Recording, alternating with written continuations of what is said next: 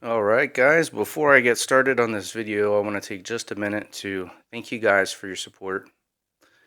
Thank you guys for your comments down below, your encouraging comments, and those of you who share your knowledge and share your story. I've seen some of you contribute in the comments and then have some other people respond uh, saying that your comment was helpful. And that really warms my heart. That's what it's all about. You guys feel free to share your things down below all the time. I try to get around to reading them whenever I can and sometimes even replying. If you guys need anything, the one-on-one sessions are always open on the weekends. So, in this video, I want to talk with you guys about something that I think is really encouraging, and that is when the narcissist becomes irrelevant, right? When the narcissist, that the big one, the really evil one that brought you to your awakening or brought you to your awareness, when that narcissist in your life becomes irrelevant. So as you're going through your journey, your recovery, one of the biggest things that everybody deals with and everybody is aware of is the rumination. And that rumination, for some people, is really harmful and really difficult. A lot of people blame themselves. And rumination is really something that we overcome by doing the inner work. Okay? It's something that has to be taken and turned around and utilized. So initially you have this rumination in the beginning, and it feels like the abuse all over again, as you're coming to the realization that what you went through was abuse, that it was intentional, and you're replaying these things in your mind, and it's like taking the blows all over again. And it's really undesirable, but it's not just something that we can just flip a switch and turn off. What we have to do in our process of recovering is take control of that rumination, and then take that rumination, turn it into education.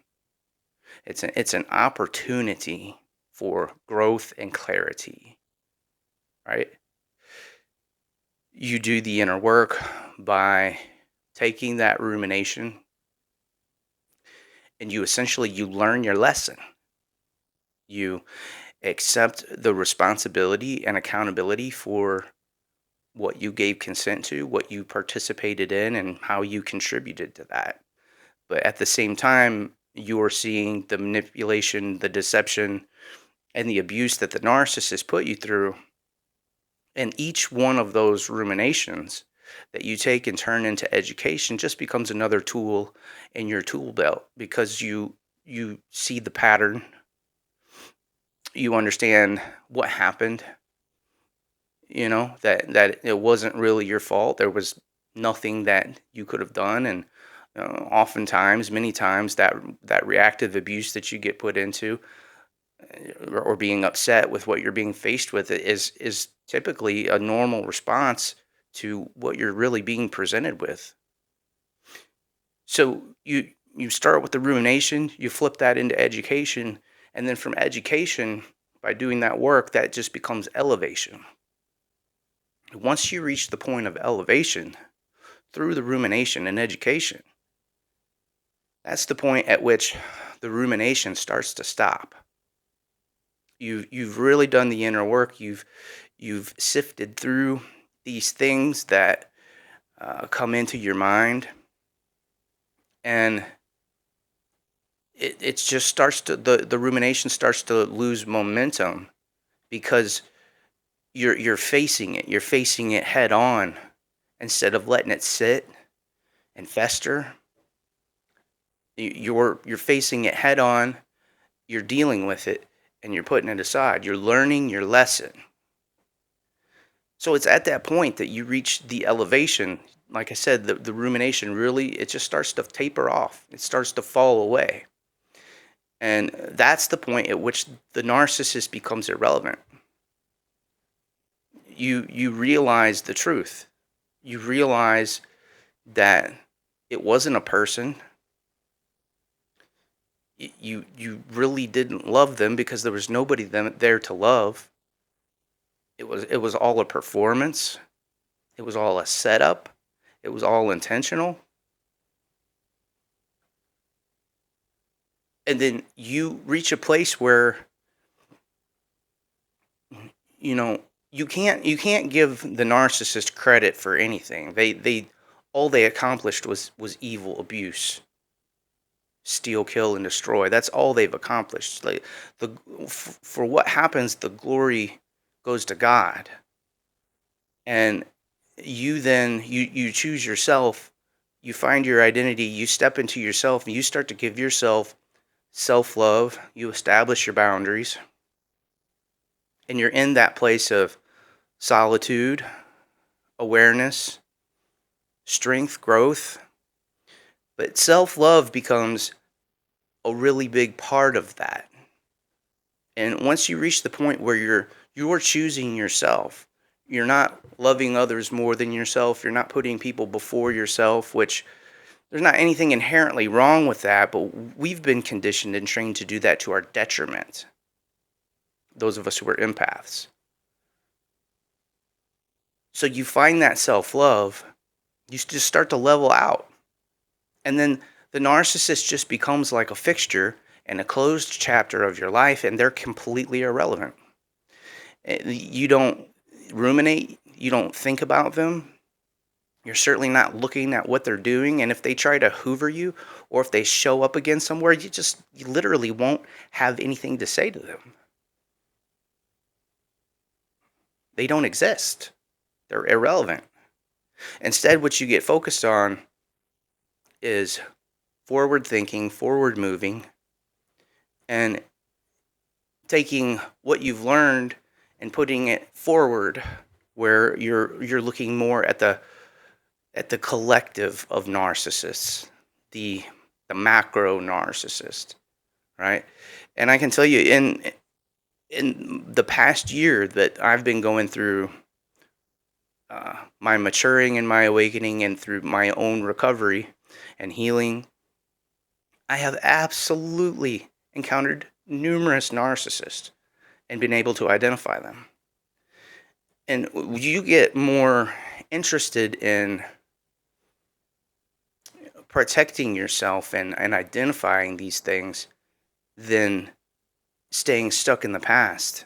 The past just becomes irrelevant because all you want to do is take what you've learned and not do that again. And you're going to find very quickly that you're going to run into these narcissists, and they're not going to want to have anything to do with you anymore because you're healed. You're not the same. And you're going to be able to identify them pretty quickly, because essentially what you're doing is you have your guard up and you're stonewalling them. You can see right away when they give you these unusual compliments, which are the beginnings of love bombing, or when they're extracting like compliments from you that you wouldn't just have organically given. Like you feel like you're being like extracted from to just to get validation, and it's like that we're not at that point. Like if I thought that, I would have said that. All of a sudden these red flags start coming up, and you realize that they're all different. They all have differing levels of intelligence, differing levels of toxicity. They have different angles at which they do their things. They're different. They're not the same.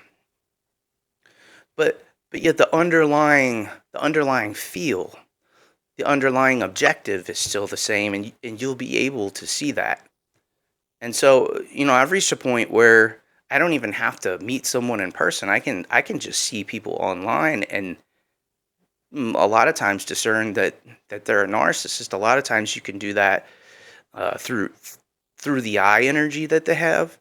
A lot of narcissists will be like really like wide-eyed in their pictures and stuff like that, or even in person.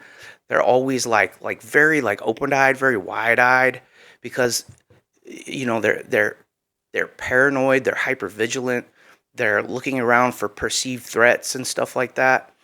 And a lot of times too, you can just discern that by the uh, the pictures or the content that they're posting. Stuff that seems very shallow, materialistic, worldly, self-aggrandizing. People who uh, post selfies over and over and over again. They almost just look like the same picture, because they're just reaching for validation. You find that they're everywhere. You find that it's extremely difficult to find a genuine, authentic human in this world. And so you reach that point in your walk, you reach that point in your own life that narcissist just becomes completely irrelevant. It's not really it's not really